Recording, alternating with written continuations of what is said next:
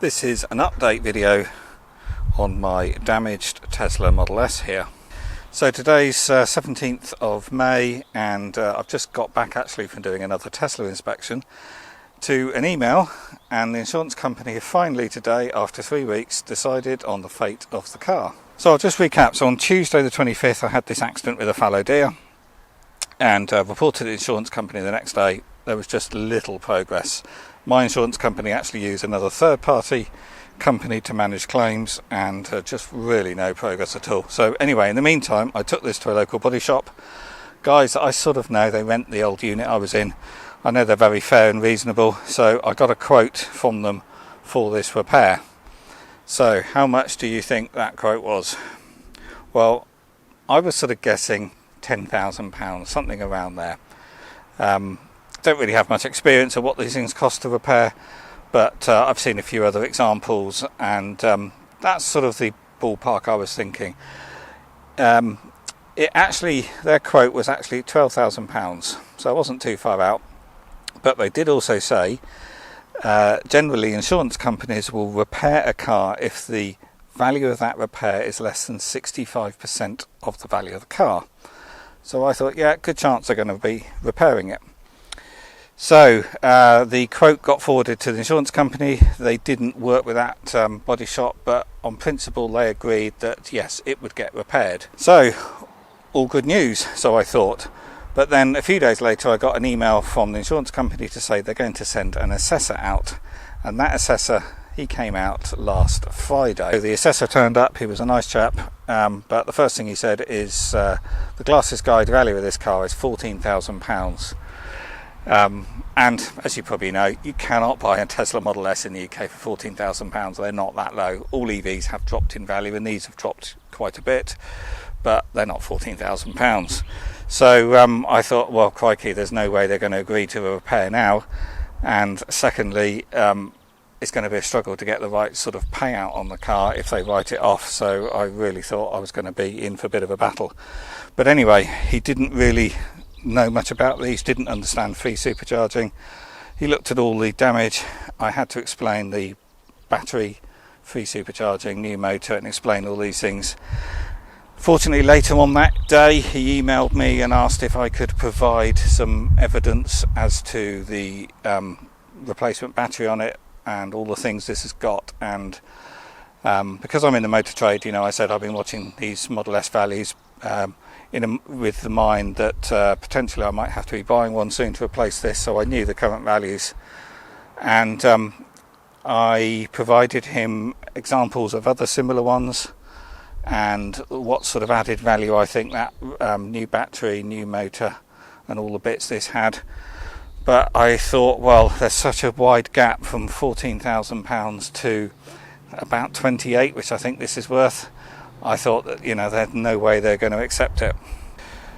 But anyway, fortunately, today they've emailed to say they've agreed to the repairs and instructed the body shop to go ahead. So this is now going to get repaired.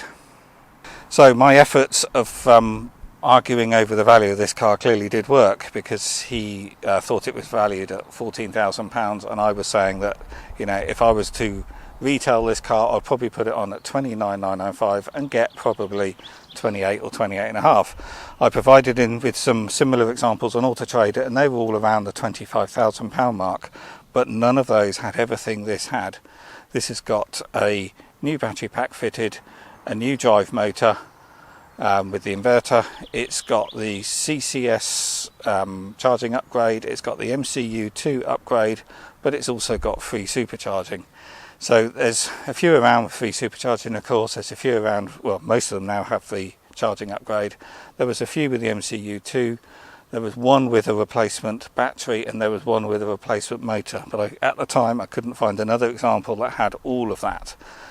And that's why this one is worth just a little bit more, a few £1,000s more for, compared to other ones, because it was quite rare to find one that's had everything done. And as a second-hand car, this one is very low risk, because virtually all the drivetrain has been replaced.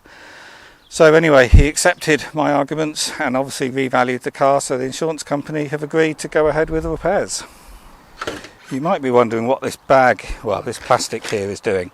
So when I opened this up for the insurance assessor to have a look, we discovered that a bird had made a nice round nest in there and was clearly getting in behind this broken headlight. Fortunately, it hadn't laid any eggs yet, so I've removed the nest, and it's can go and make a nest elsewhere. And that's what this bag is for, just to stop the birds flying in there. Obviously they can get in here because this bonnet is crunched up and there's a big cavity there, but anyway, they've given up and they've gone and made a nest elsewhere. But yeah, I removed the plastics here so the assessor could see all of the bodywork underneath to see the actual damage. If you want to know more about this damage, I've done another video which I'll put a link to in the top of the screen and in the video description below, where I've gone through all the damage on this car if you're interested in that.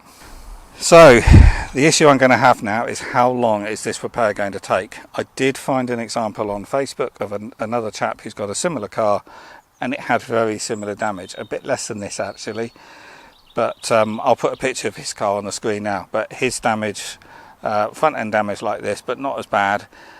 His car cost £12,000 to repair as well, so it makes this one look pretty reasonable. But it took 5 months.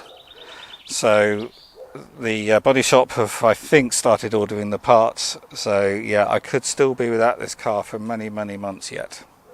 So yeah, it could be a long time. I'm just really looking forward to the day that I can get this back on the road. It's only been 3 weeks now, but it's been a very long 3 weeks, to be honest. And anyway, it's going to be 3 or 4 months maybe until this is back on the road, but I'm really looking forward to that day. But with Tesla now announcing that they've no longer going to produce right-hand drive Model S's and Model X, they haven't done for 2 years or more now, but they're no longer going to be making these cars in right-hand drive, so the values of these are just going to start going up again. Obviously with all cars, they get written off, people have accidents, so there's only a limited number of Model S's in the UK, and over time that's going to be decreasing, and with no new models ever coming to the UK, the values of these have got to start rising again. And I wouldn't be surprised if in a year's time you're not going to be able to buy a Model S regardless of age for less than, say, £30,000. So I think I've managed to catch this at the bottom end of the market, and I was lucky this has been getting repaired actually. So yeah, I'm very pleased. So I'll probably do another video in a few months' time, or however long that takes, after this is repaired, and I'll do a video showing you the quality of the repairs. Be interesting to see how they how well they mix up this metallic green paint. So yeah, I think that's about it. So as always, if you found this video useful or liked it, please do click the thumbs up, always does help. And if you want to know more about Model S's, then I've got a playlist in the video description below where you can see other videos I've made on the Tesla Model S, and also a few that I think you'll find interesting from others. Okie doke, I'll see you on the next video.